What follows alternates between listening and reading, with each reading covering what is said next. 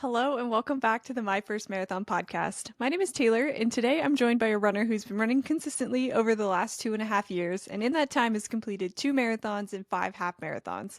We got to talk about her experience training for her first marathon, balancing being a mother throughout the whole training experience, running the Eugene Marathon, battling sickness throughout, and how training evolved as she ran her second marathon. I learned a lot from this one. I hope you do too. Please welcome, without further ado, Noelle.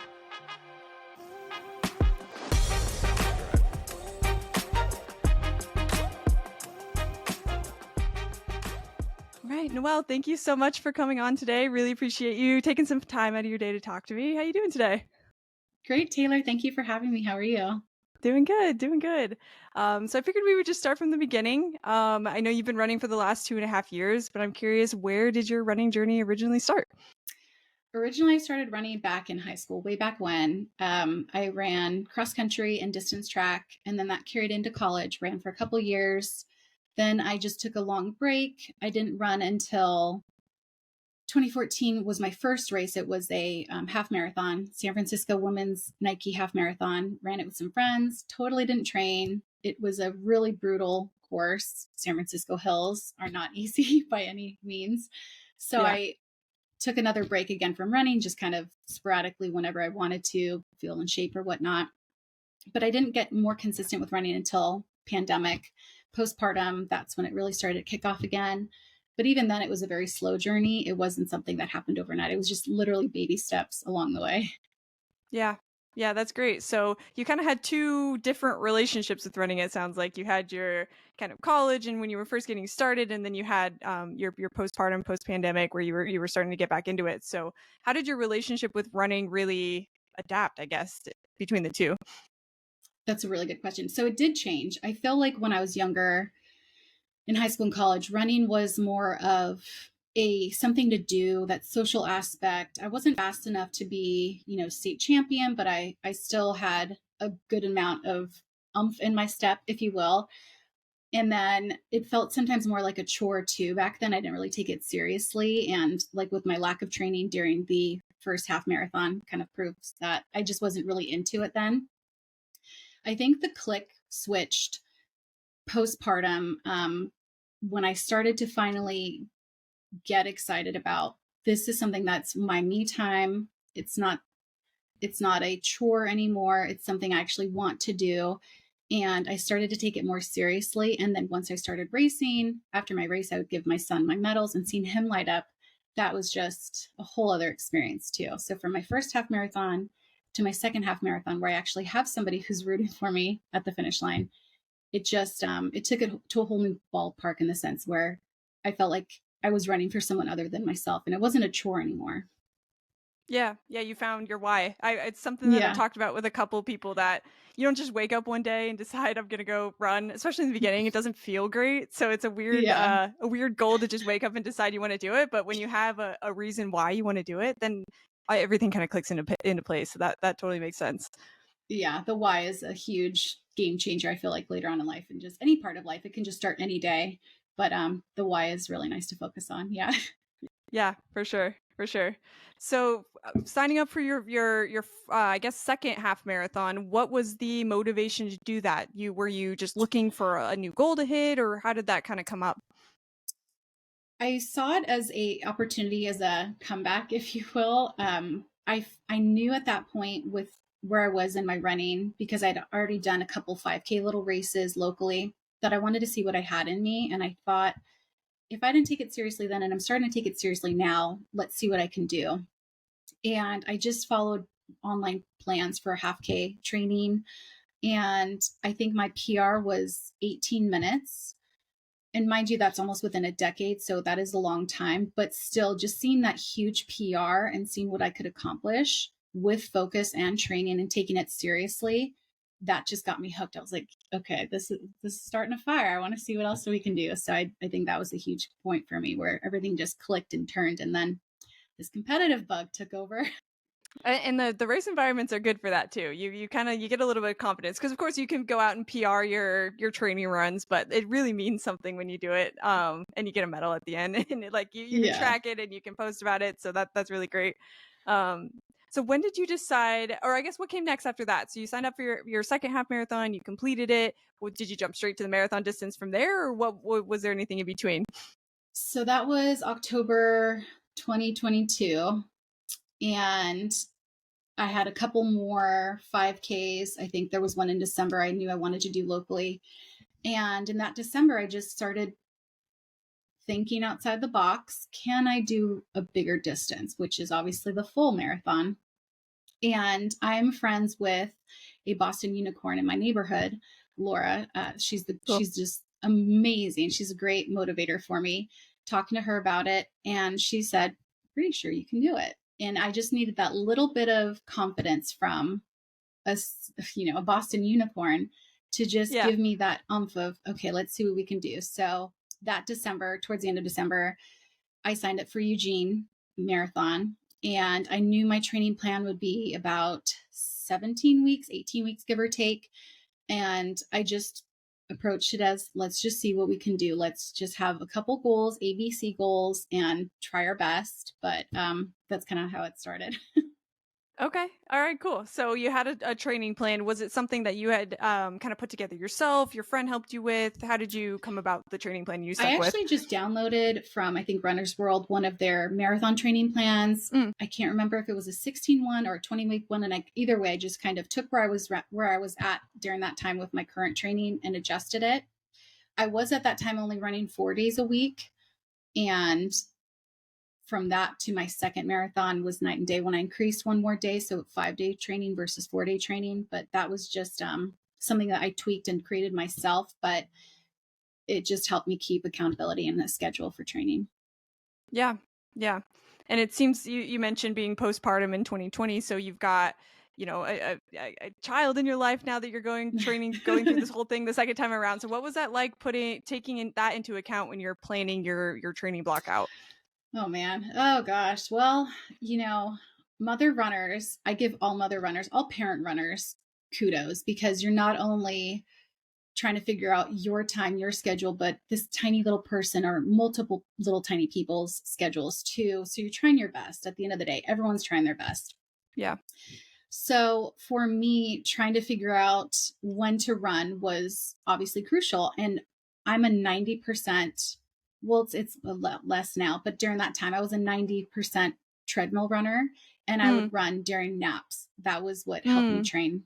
It was all treadmill nap runs. Like that's just, I wouldn't yeah. have been able to do it without a treadmill and during nap time, obviously. Yeah, so a lot of it was doing it when you could do it. It sounds like when you Yeah. had the time, you putting in the time. But I'm sure that was a lot to balance during that time. So, what, if any point during your training, did you feel like you were overwhelmed? Like, how did you adjust to that? What was going through your head? Uh, anytime he was sick, it felt like that was a step back. Anytime I Hmm. had to adjust a run or scratch a run because of X, Y, and Z, that felt like I was taking a step back. And it just always felt like no matter how perfect a plan could be or schedule could be, some hiccup is going to happen in life Sure. with kids. But just kind of focusing on the bigger picture. If I have, let's just say 200 runs and I miss about 10, it's really going to be okay. And I would just try to really focus on that and tell myself that over and over. And again, just every parent just doing the best you can with little people, little ones to take care of, and Yeah. focusing on the bigger picture was probably the saving grace for me through all of that. Yeah. Yeah, it's funny because I feel like a lot of runners, especially newer or newish runners, it's a very much an all or nothing sort of attitude. You feel like if you miss a run or you miss a week of training because you're sick, or like you said, because your kids have stuff going on, that you're going to be completely off. But I think the reality is training is 17 to 20 weeks depending on what you're planning on Mm-hmm. dedicating, and during that time, one run 1 week is pretty, it's pretty minuscule, or at least it's less of a deal than we really think, or it's going to impact training less than we think. Yeah. And I mean, I can't speak for every sport, but I think that's what Yeah. it's like for a lot of sports where you think if I don't hit this mark today, there goes the day. And then that just gets Yeah. you in that negative mindset of failure. You feel like in that moment you're a failure and you're not. But there's that rational thought versus irrational thought. So I totally, a lot of the times when I'd have those irrational thoughts of this is just a bump in the road, this isn't working, I would sometimes allow myself to feel those lows and realize at the end of the day, like, okay, just brush it off. Tomorrow's a new day. And trying to be optimistic was a huge flip for me too with my normal personality. I used to be a super pessimistic person. But Yeah. running has helped me be more optimistic and see the light is at the end of the tunnel and glass half full. But yeah, I think everyone goes through that where you just if something is missed, you're just automatically like, I failed. But it's just going back to Yeah. that perspective of it's okay if I failed today, tomorrow's a new day. Yeah, yeah, I love that. And it's important, and it's good that you had the sort of foresight, I guess, to feel that way for your first marathon. Even I know you had been running for some time since then, but that's really impressive that that was your mindset immediately in the training process. I feel like a lot of people will quit early on, or they at least Hmm. have a lot more doubt in themselves early on because it is that all or nothing attitude. But it's good that you were able to kind of find your way into no that this I'm still training for this thing. I'm gonna do it no matter what. This day is not Yeah. gonna set me back. It's good that you were thinking that way. So cool. So moving through training, where would you say you were feeling the best through training, and what part of training did you feel like you were maybe feeling the worst? The best. Oh gosh. I think the best I was feeling during my training was my long runs. I was hitting my marks, I was hitting my goals. And the worst was probably strength training. I'm terrible at keeping up with strength training. I really need to get better about keeping myself You were accountable. not the first to say that. Yeah, I think we can all relate to that. It is just so hard. And I think I get so bored with strength training. I'm like, I could have already ran 3 miles during this Yeah, session. So right. that's the hard part. But yeah, definitely the highs were the long runs and the lows were the lack of strength training, but live and learn. So for the long runs, are you a headphone in listener? Are you somebody that is kind of listening to your surroundings? Are you in group runs? Where were you typically doing your long runs? The debate of running with music or running without music. All right, I let's go. know. Yeah. I listen to music. I have the Shocks open earphones for all my runs. Mm. For group runs, I'll have those in, but I'll have the music really low so I can Hmm. have conversations with other runners. But I have to run with music. I give kudos to the runners who don't, but I need music. I need it for the energy. I need it for that focus. One time I was reading an article in Runner's World magazine. Actually, there was a marathoner who listened to one song on repeat the whole time. Wow. And I thought, I wonder if I can do that. And I got 5 miles. I mean, I wasn't going to go and try to do that for a marathon, but I Yeah. did that for 5 miles. And first of all, I can't imagine doing that for a whole marathon. No, that sounds crazy. But second of all, it made me realize that I think runners like myself who need music, who depend on music, I'm using myself for an example, Hmm. you get to that point where you just kind of zone out and you just focus on the beat, focus on the your breathing, focus on your form and everything. And that's kind of what just helps me. And that's why I need music. If I have a faster run or a race, I play punk pop music, really upbeat tempos. For my long runs where I need to slow down and just chill and just zone out, I play slow country music. I'm one of those people. I need music. And I think there's some benefits to it, but to each their own. It's a whole debate with some runners. Totally. I'm on your side though. Yeah. I need something to listen to something. Sometimes it's a podcast maybe, but I at least need something in my headphones to keep me going. It's long runs are a long period of time to be out there by yourself to not have Yeah. anything to listen to. I But haven't tried props to the people that podcasts. can. Yeah, I haven't tried podcasts, but my running friends who do the audiobooks or the horror Yeah. audiobooks, they're thrillers, Yeah, yeah. the suspenseful ones. I'm like, how are you not looking around your shoulder the whole time, worried someone's going to Right, come out of right. so but yeah, I get it. That sounds like a group run only activity. I'd make Yeah, sure people yeah. are around me, like making sure I'm okay. But yeah, I like podcast audiobooks. It's maybe something to try. I like it a lot because for the long run specifically, because sometimes when I have the right music on, I come out way too fast, and then I'm gassed by like mile 8, way too early Yeah. on in the run. So sometimes podcasts will help me slow down and do all that. But yeah. So for the long runs, were you mostly running those on your own? Were you running those with a group? Was it kind of a mix? I'm a solo runner. Hmm. I've just barely started becoming a group runner, but that was this year. But Yeah. so all of last year, I was just mostly a solo runner. A couple times I would do group runs in the summer at a trail run, and that was really Hmm. fun. But so I just want to say 99% I'm a solo runner. Yeah. Okay. Okay, cool. So I know something that comes up quite often with solo runners or runners that run their longer runs by themselves is that it's a lot of time to think. So Hmm. what kind of was it a processing tool for you? What kind of goes through your head on a long run? Are you just completely absorbed in yourself? Like, what's the mindset usually like for you? It's honestly, it's an escape to get away from parenting. I hate to say that as if parenting's awful. It's not. But when you're with a tiny little person for so many hours in a day, you Yeah. need your me time. My long runs are just times for me to put the gears on autopilot and just veg out with my music. A lot of the music I play in my car, for example, is kid music. So it's nice to be able to listen to the cussing music, um, Yeah. the music where if I heard a song on the radio and I thought, oh, I want to hear that song, but I can't, that's my time to really just focus on the music. Sometimes I will think about just things I need to do or things going on. But I try really hard not to think about stressful things when I'm running because that's when I notice Mm, my heart rate goes up. I know mm, that's mm. hard to understand, but I really do try when I'm running to focus on my form, my breathing, and the music. I try to just let everything else go. I tell myself after this run, we can go wherever we need to go in our mind with to do lists, planning, scheduling, whatnot. But right now, during this run, we're going to focus again on our form, our breathing, and the music. And that's just what helps me. Yeah, that's great. That's great. You're super present in what you're doing, and that's I'm sure helpful in a lot of areas of your life. That's really great. Yeah. Um, cool. So for training, for I guess maybe the back half of your training, you're getting closer to the marathon. You're ramping up your miles quite a bit. What is going through your head? Are you feeling pretty prepared for your marathon? Are you feeling a little bit of doubt the sooner it gets? Like, what was going through your head the closer you got to the big day?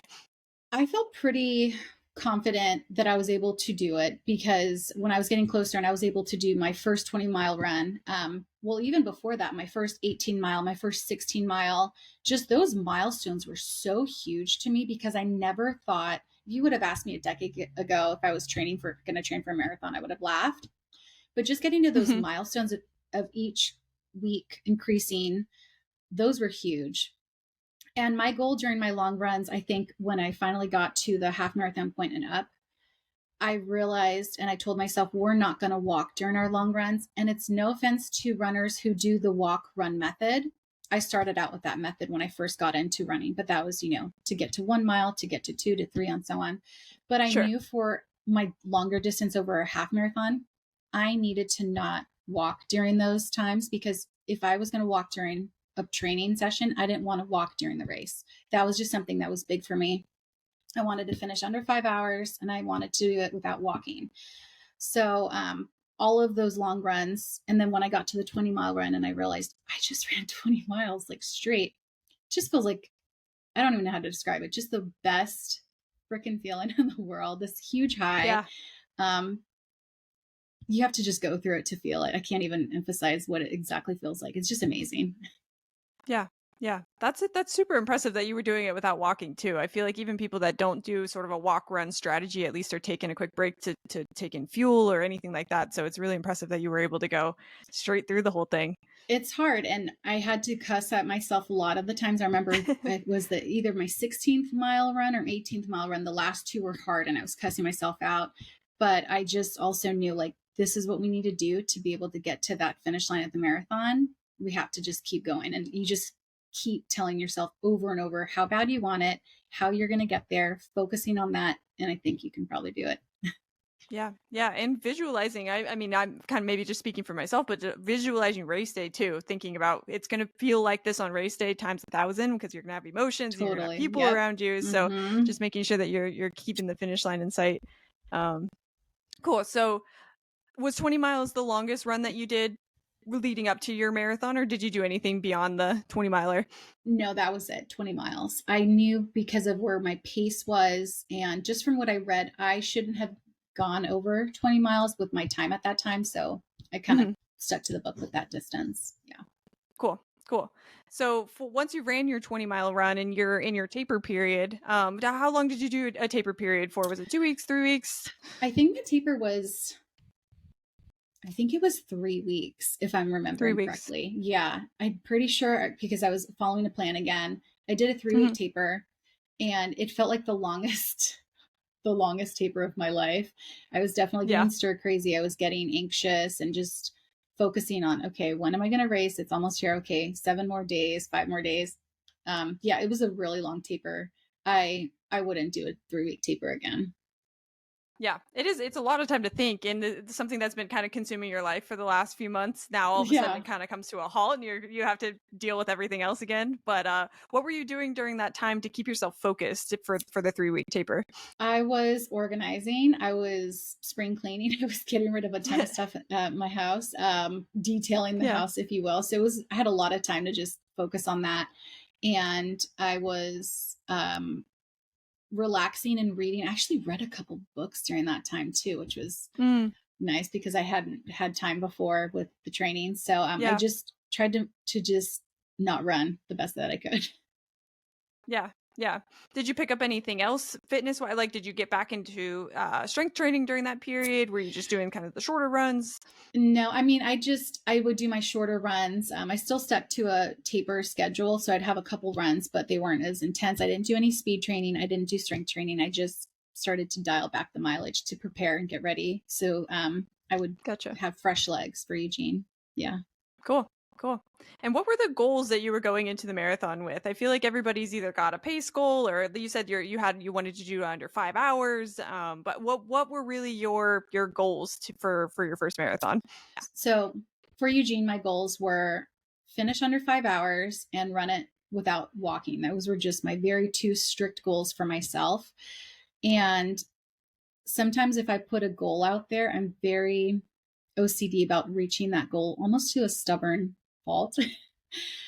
I would rather break a bone than not accomplish those goals for that race. I was just that Yeah. determined to finish under 5 hours and not walk. Obviously, knock on wood, it didn't come to breaking of bones. I think I would have obviously collapsed. Yeah. But that's just to emphasize, like at that point, how determined I was, how much tenacity I was going for it. Like, this is something I really want. This is something we've been training for 17 weeks or so. This is what I'm going to have happen. I just kept reiterating that like a crazy person, I guess. Yeah, that's great. Okay, cool. So leading up to the race day, a lot of people that week before is where you start to think about, am I going to change up nutrition so that I can prepare for this thing? What are my shakeout runs going to look like? Planning out that last week is pretty important for a lot of people. So what did you do, if anything, that week leading up to prepare yourself for the day? I carb loaded. I ate so many carbs that week. I knew that I would need a full tank of gas come Sunday morning. I did sign up for the Eugene 5K the day before, and I was going to use that as my shakeout run. That was a really cool Mm-hmm. race. And I just took it really easy, nice and chill. That week, I didn't change up my diet. And I did even staying at Airbnb in Eugene that weekend. I took my own pasta and meat sauce and everything that I normally would in the past because I'm a firm Yeah, believer the day before a long run or a race, nothing new. And my go yeah. to was Don't shake it always up. pasta. Yeah, just don't change it up. Just stick with pasta and meat sauce, garlic bread, all the carbs. So that's what I did. Yep. Yep, I can relate to that. I brought my own coffee to the Airbnb. I was See, like, I'm not you even get gonna it. mess with somebody else's Yep. coffee. I'm just gonna do my own thing. Totally get it. So okay, cool. So you were able to carb load the week leading up. So the night before, what is going through your head? Were you crazy nervous? Did you kind of feel this sense of calm? What was going through your head the day uh, before? well, that weekend, that was an unfortunate weekend. My family started to get sick with stomach flu. So the Oh night shoot. before, I was tending to sick family members. And then I think right before bed, I had a little stomach ache and I thought, maybe it's just nerves. Oh Maybe no. this is just, Yeah. I'm just nervous. I just chalked it up as nervous. So that was an interesting way to go into my first race. And then that morning before Eugene, waking up at like 4 something because the bus is early and I think the Yeah. race time was at 7. I wasn't feeling great that morning either. And I thought, well, this is probably just again nerves. It's the day of. This has to be nerves, but it wasn't nerves. It ended up, I ended up catching the stomach flu too, and I Oh wouldn't find out no. until later that night at urgent care. But so, Oh my gosh. yeah, the night before wasn't. It didn't go according to plan at all. The whole weekend did not, and that's why I emphasize to new runners, you're always going to have a plan. You're always going to want things to go perfect, and nothing's going to be perfect or go to plan with your training, with your race. You just have to pivot and Yeah. adjust and adapt and make the most of it. Literally, you just have to keep going forward. Yeah, yeah, you could never guess. You can't write that. That's your whole family's gonna get the stomach flu the Yeah. day before your marathon. That's insane. And then you're gonna get it yourself. That's Yeah. just crazy. Yeah. Saturday I was crying a lot. It was a lot of stressful tears. Yeah, yeah, I'm sure. I'm sure. For good reason it sounds like. So man, so were you feeling, and then we'll break down the whole marathon too, but were you feeling sick, like you had the stomach flu that morning of the um race and you just kind I of talked yourself out of it, or? So when I woke up that morning, I just knew something was off. I thought, okay, this is nerves again. And last night was nerves too. This is all too coincidental, but it's not, I don't have the bug. I ate my own food. I was fine. Around the start though, I was worried I would have to go to the bathroom. I didn't. But then at mile 15, that's when my stomach started to cramp really bad. And I Mm, was just thinking, I bet you I've got the stomach flu, because in my previous long runs, I wouldn't get stomach cramps at mile 15. sure. And this was not like a side stitch cramp. This was like something's going on. So I think that was the moment Yeah. where it hit me that I was like, okay, I've Where it probably hit. got it. Yeah, that's crazy. So that's a whole other element going through your head that you're having to deal with on top of the marathon. Maybe I guess it could have been a little bit of a distraction if we're looking at the Yeah. positive side, but man, that's just such unfortunate timing. So I guess before we get to, you said mile 16, that you were starting to not feel so great. Hmm. What were the first 10 like? Like, were you feeling pretty good? Were you hitting your goals? You felt on track, or how were you feeling? Pacing Hmm. wise, I knew my first mile. Someone told me your first mile was going to be your slowest. And so I was fine with that. But when I did see my first mile time, that kind of was hard for me too in that moment. Ooh, that was a lot slower than my pace guide was. So that was hard. But the crowd, the first 13 miles was great. Eugene is a really cool college town. It was just so many spectators. I actually get really nervous with people watching me run and race. So that was a little nerve wracking. I don't like Mm. spectators yelling at me. But that energy was also really appreciated too, because there was a little tiny hill, nothing compared to, you know, San Francisco hills, but a little hill nonetheless. Sure. And I'm not the best at hills. So having spectators up the entire hill was great. Fueling felt great. I was having a gel, I think, every 3 or 4 miles. I did run with my own bladder pack, so I would just take sips whenever I needed to.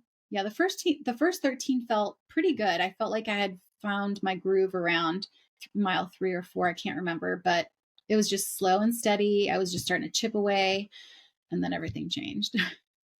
Yeah, changed halfway through. Yeah. And before we get there, I'm really glad you said that about the hydration pack actually, because that was something that I did that I got a ton of feedback on when I Hmm. posted about it. Some people were like, "Why are you bringing your own?" Like, it's a big Yeah. race. You're gonna have aid stations along the way. And some people were like, "Thank you for posting this. I was nervous about bringing my own pack. I didn't want to look like a loser." So Yeah. I feel like it's like this weird stigma around it. But I for 26 miles, I don't know why you wouldn't want to have your own control over your own fuel and your own water Totally. intake. So Yeah. I'm glad that you said that, because I think that's important for a lot of people to know. It's okay to bring your own pack if you need it. Yeah. Did you use during your training? Sorry to talk about you, Yeah. but did you use No, it it's okay.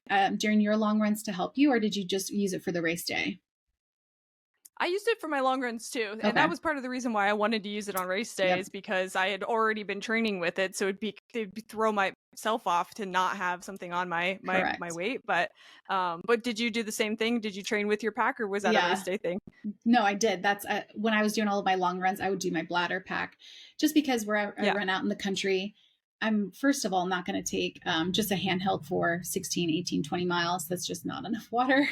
And Hmm. secondly, I don't want to stop and go inside like a 7-Eleven or whatever to get water. So I just figured let's just load up all the water, everything we need, all these pockets. Let's just, giddy up, girl. But Yeah. it made it a lot better once it was then race day because I'd already trained with the bladder on and everything. Yeah, I totally get it. Yeah. Yeah. That's important for sure. Okay. So now mile 16, when things are starting to not feel so good, what is going through your head? Just kind of walk us through the experience from there. I think the moment I realized you've probably got the stomach flu, this isn't nerves anymore. My first prayer and thought was, please don't poop yourself. Please don't have an accident.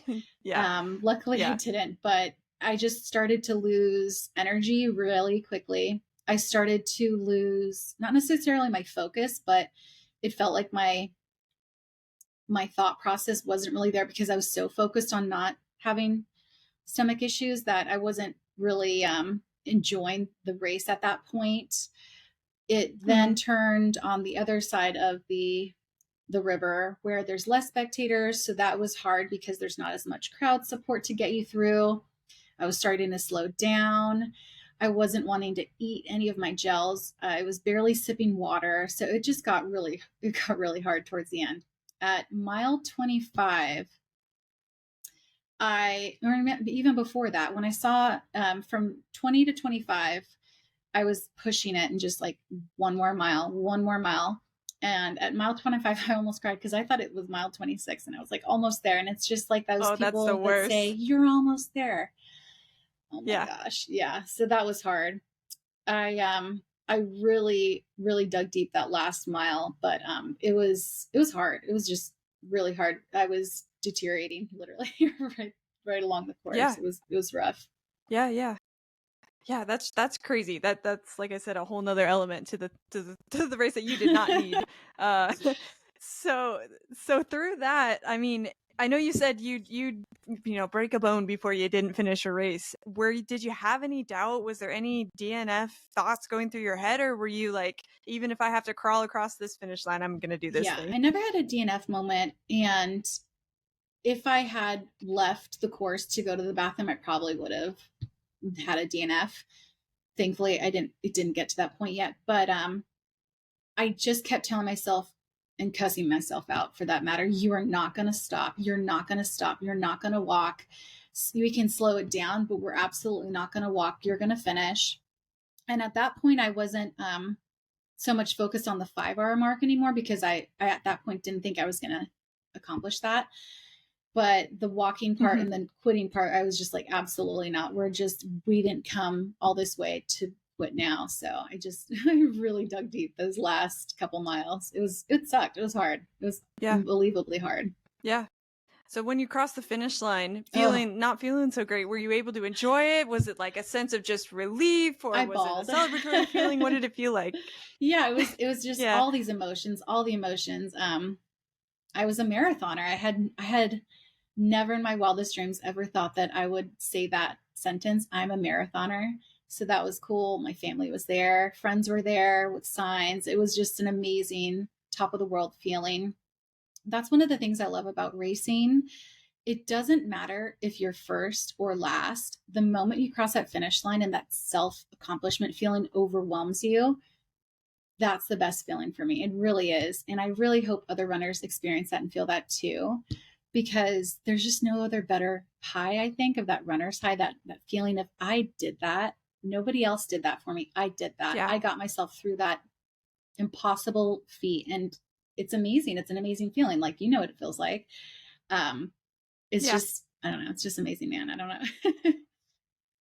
Yeah, you can't put it into words, Yeah. honestly. It's just something you have to Yeah. experience, because it's like, it's not just that day that you're feeling. Of course, you just pushed through something insane, but you're also feeling all of the weeks of training that you put in, all the Yep. sacrifices you Yep. made, all the times you had to say no to something. It's all just like crashing on top of you all at once. So it's a lot. But it's such a rewarding feeling. So after you crossed the finish line, obviously you probably took the night and probably the week after to recoup and like Yeah. get yourself back together. But I know you've ran a second Hmm. marathon, so when did you start to think, all right, let me do this. Let me run it back. Let me do this thing Oh again. boy. So that was in April. Yeah. And I knew I had a 4th of July 5K race that I kind of like to keep up with. I'm starting to do traditional runs now. 4th of July, Christmas ugly Mm-hmm. sweater. So I kind of just took some time to recover, got back into just base building and soft training. And I knew since I had such a higher mileage, I wouldn't need to train as hard for a 5K, but I did do some speed workouts. But it was right after my, I think it was right around either the week before, during, or the week after my July 5K. I just had this crazy little thought, maybe I can run another marathon this year.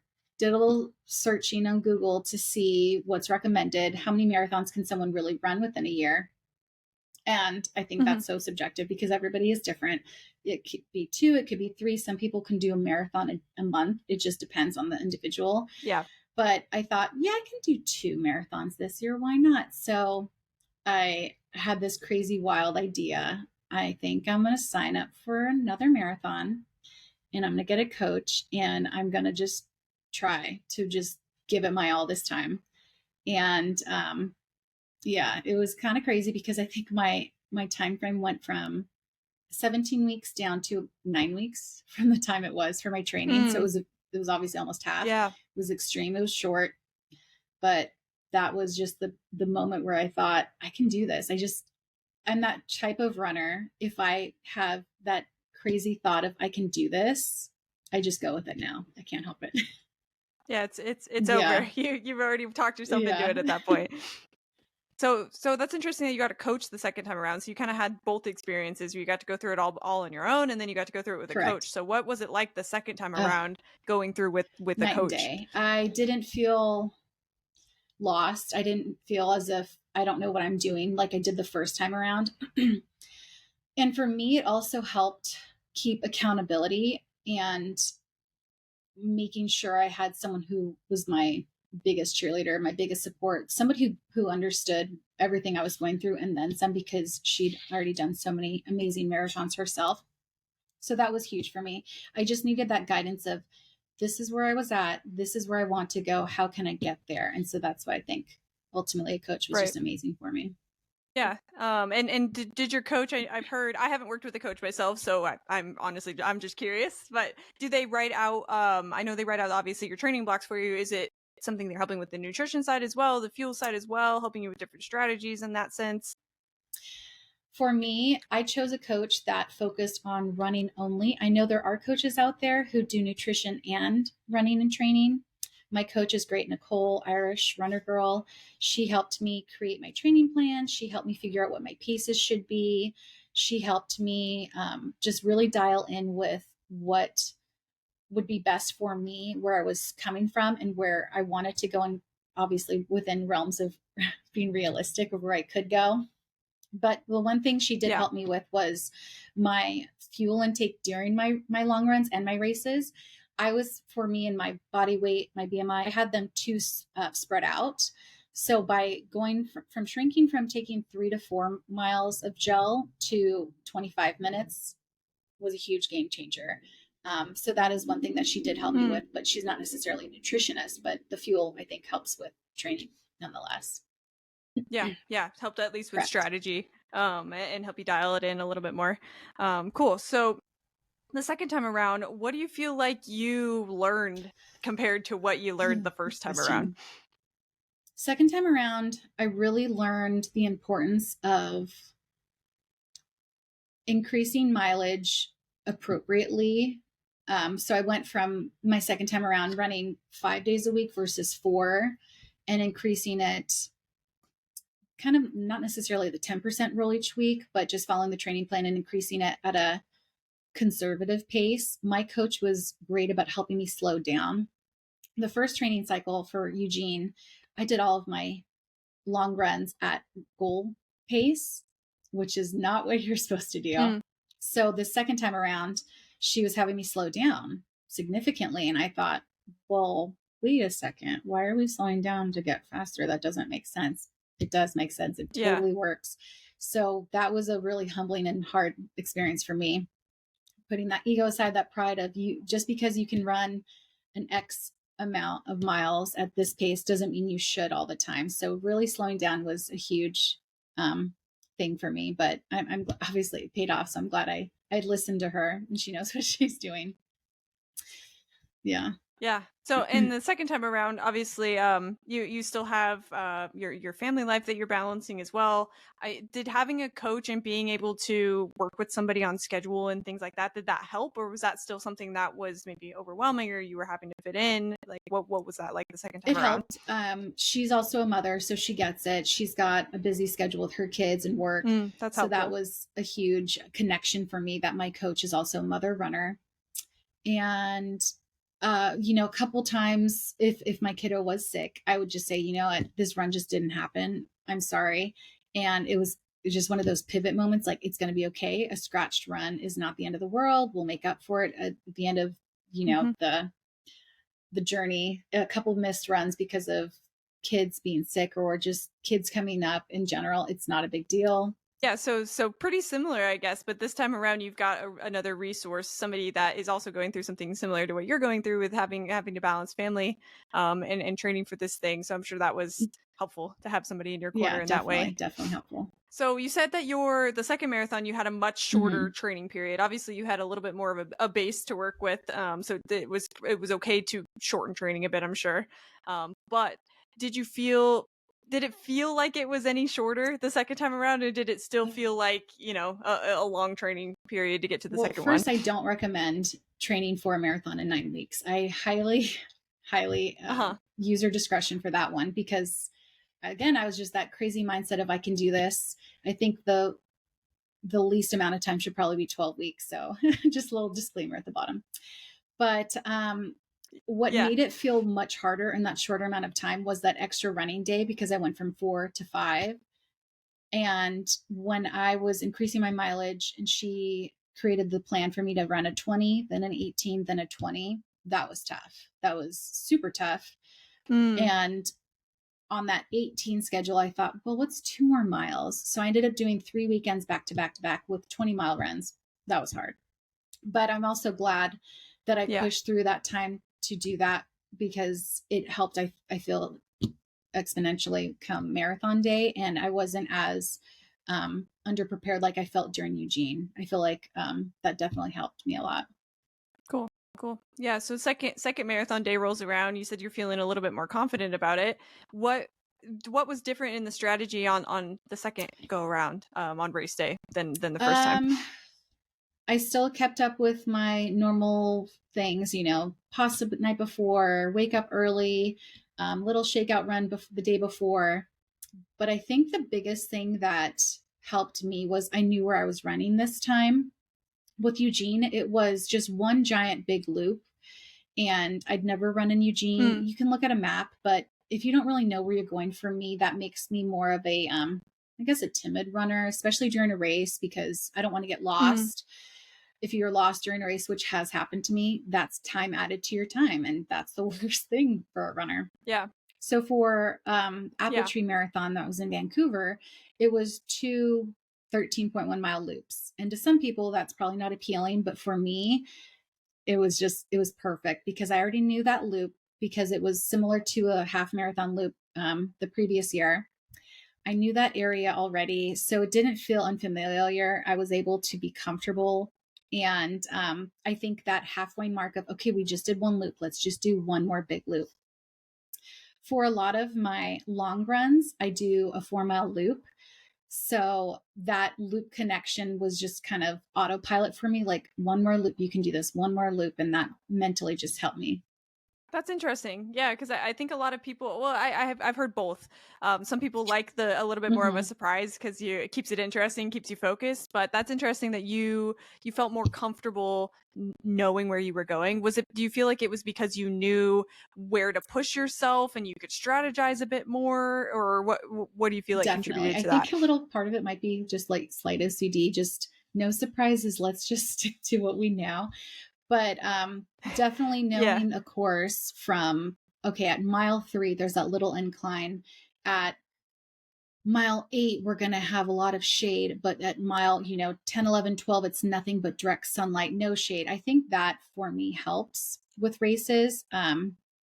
It's just that familiar aspect of this is where I can focus on and dig deep in this spot during the course versus, okay, this is where I can kind of cruise for a little bit because it's not going to be as hot, just for an example. Yeah, that's super smart. I like that a lot. So for the second time around, crossing the finish line, were you thinking, all right, let's do it, let's do a third one, or were you already thinking about a third one, or what was Mile it like the second 25, time? I was cussing myself out. It was starting to be sunny and hot. I was just, I was tired. Mile 25 was a real tough mile to get to that. And at the end, I remember saying, like, I'm never doing that again. But now I've got my hopes on, Marine Corps Marathon next year. So obviously it didn't stick. Nice. Are you No, already because signed up? it's lottery system. I'm pretty sure it's a lottery system. So yeah, I'm Oh, gonna got wait it. till this Got it. October, I think, to sign up. Well, to hopefully sign for next year. Yeah. Yeah, we have short-term memory loss when it comes to Yeah, marathons, that's for sure.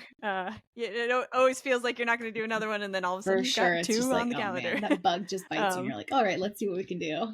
It does. I don't know what it is. I mean, I feel like for me, it has something to do with just personal accomplishment. It's not the Totally. actual marathon. It's Mm-hmm. the Yep. training and leading up to it.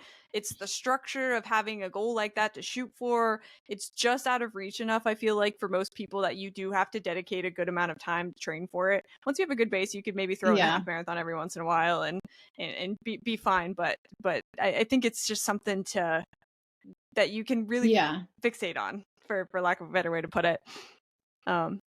So where do you feel like, since you've ran two, where do you feel like your best miles typically are, and where do you feel like you struggle the most, if there was Oh any gosh, for a consistency there? marathon for full. Uh, hmm. Yeah. Well, it's just so night and day between first marathon and second. First one, it really feels like you have no idea what you're doing. Well, okay, I just felt like I had no idea what I was doing. And then the second time around, I thought, okay, we've been here Yeah. before. We know our way around the park, so to speak. But I think for me, after Apple Tree, my second marathon, I was most comfortable and felt more in control a good portion of the last half. So the first half, I was just, let's just stick with it. Let's just keep pace. And then once I hit that 13.1, I was realizing, okay, we got to start chipping away. That part is probably where I'm best at the second half of a race. That's when I can just focus. I dig deep, I guess. I hate it sounds so cliche, but I don't know, this mindset comes over me of, all right, we were just fooling around before. Now let's hone in, let's focus, and let's just start chipping away. But Yeah. that mile 25 was really rough though, because the heat always gets me.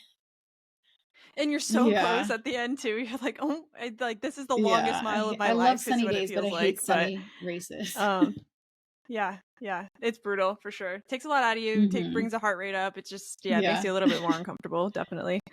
Um, So I'm curious about a couple of things. I've been kind of closing these out with a few questions, just Okay. for newer runners or people who are looking to get into the space that don't have any resources to go off of. What your, and I always do this disclaimer of, it's a personal journey. Go to a shoe store and get your feet measured. Like, go get shoes that fit you. But for you, what shoes are your go-to? I was like, if you have different training shoes to I'm race an shoes, A6 what do you girl. love? I love A6. I've been running an A6 since high school, but my rotation is the Keanu 29s or the Super Blast.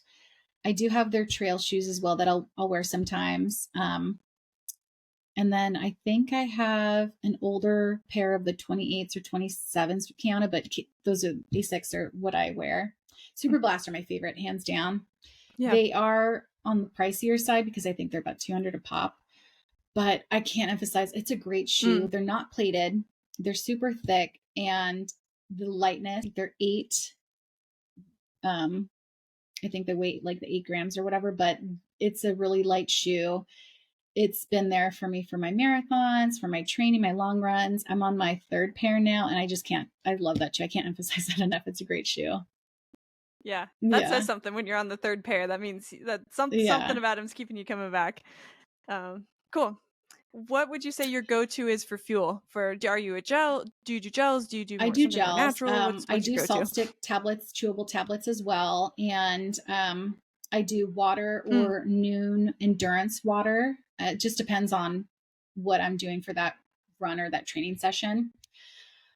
I like yeah, GU Energy gels. It's just, I know some people, I feel like with gels and fuel, it's so subjective for everyone. Everyone's going to have different taste buds, and it's all trial and error totally. too. You have to really go on long runs and try different brands to see what you like, what you don't like. And that's just what my stomach can handle. So one, that means it's a check mark. Two, I like the flavor of coffee. So that's another check mark. And they're easy to store. You just, even when you're done with the trash, you just shove it in your pocket and it's not a big deal for later.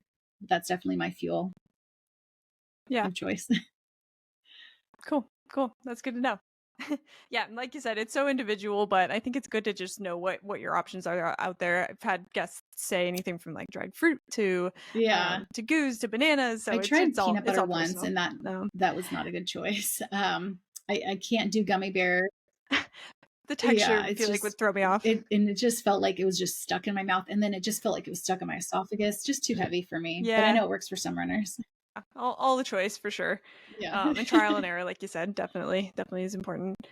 All right, cool. Well, I know you kind of touched on it a little bit there that you've got a marathon that you're waiting for the lottery to sign up for, but what is coming up next Oh for you in the man. meantime, Well, if let's anything? see. So I just raced my first 10K about a week ago. I don't know if I'd race another 10K. It's a whole other beast. It's a challenging distance, even though it's only 6.2 miles. That's what I was wrapping my head around afterwards. Like that was 6.2 miles, but it did not feel like 6.2 miles. I know I want to race a 5K in Yeah. July, my normal 5K in July for Independence Day, ugly sweater run in December. But as of right now, I don't have anything signed up. I want to sign up with the intent of I'm going to do this and put all my effort into it. So I don't know what that is right now. I'm very goal oriented. So if I want to race and if I want to try to PR, I'll do it. But I just don't have that drive right now. I'm sure it'll probably happen the next couple weeks, but we'll see. We'll see what happens. Yeah. And until you get a notification Yeah, for a race yeah, that looks but interesting and definitely then no you'll be there, fulls this but year. I I just don't have that want, that drive to want to do a full this year. I'd rather wait until next year. Maybe I yeah. just don't know. We'll see what happens. Yeah. I think that's good though that you go into it with some intention, like you said, that you Hmm. have a goal that you want to hit or you have a reason to run it. It's not just something you're putting on the Yeah. calendar to put on the calendar. And it's probably good to take a break from the full distance. So you can really, like you Yeah. said, you got to have Hmm. a why, or like we talked about in the beginning, a why to do it. So if you don't have a why to do it, then you're just going out there and running a stupid amount of miles Yeah. for what, you know. But that's cool. So I guess my last question for you is just if you could go back and give some advice to somebody that's maybe starting off on their marathon journey or they're thinking about signing up and maybe haven't signed up yet, what advice would you give that Oh, person? let's see. First marathon. Absolutely do it. Sign up. Life is too short. But remember that when it gets tough, you have to just push through that mental barrier of, I can't do it. You have to push through because no one's going to run it for you. You're only going to run it for yourself. And I promise you, if you push through that and you get to that finish line and you get that marathon medal, you're going to feel so much accomplishment and grit and strength and empowerment that you did something and you pushed through when you didn't want to. If you give up and quit, you're going to regret it. Simple as that. So that would be my advice to anyone signing up for a marathon. Do it, Yeah. push through, give it all that you have. It's going to be hell sometimes, but push through because if you don't, you're going to regret it. No, I love that. I love that. And I know I said last question, but I Yeah. kind of want to ask like a side question to that one because you are a mother runner as well. So is there any advice that you would give to other mothers who are in the running space that are maybe thinking Do about it, signing up for a ask race for like that? help. Don't feel bad. Don't feel guilty. And I know that's it's easier to say that than do because I still feel guilty every time I'm out running long runs and I'm not spending time with my son. But you have to go after your own goals because, yes, you're a mother. Yes, you're a runner, but ultimately you are still you as a person, as an individual at the end of the day. And you need to take care of yourself. And if you're not going after your goals and your dreams, then what are we teaching our kids? That's what it comes down to for me. And think of it this way: if you want to run a marathon as a mother runner, go for it. Think about your why, like we talked about earlier. At the end of your race, give that medal to one of your Yeah. kids or whomever. But definitely stick with it. Give it to yourself to stick with it as a mother runner, because that'll make you a better mother runner for sure. All right, great. Well, thank you so much for coming on. It was awesome hearing about your experience, and I feel like a lot of people are gonna learn a Thanks, lot from this Taylor. one. So I appreciate you appreciate this so much. going through This has that with been us. fun. Thank you again.